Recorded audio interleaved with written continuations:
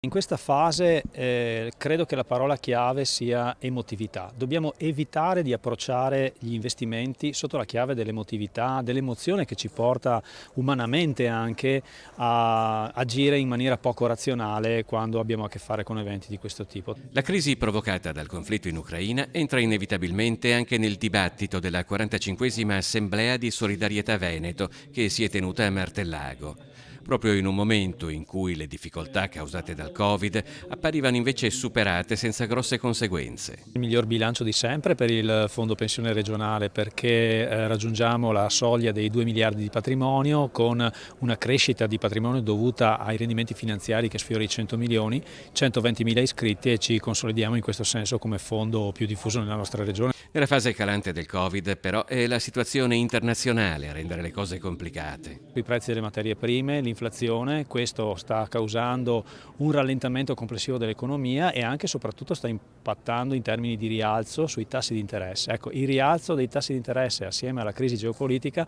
avrà nel breve termine sicuramente un impatto negativo, inutile nascondersi, su tutte le forme di risparmio, specialmente quelle più orientate al breve termine. Ciò non toglie che nel campo dei fondi pensionistici, così come in altri ambiti economici, possano aprirsi scenari interessanti. Lei come la vede? Più ottimista, pessimista? Cosa dobbiamo aspettarci per il futuro? Io sono sempre stato un ottimista, è meglio essere ottimisti e aver torto che pessimisti e avere ragione.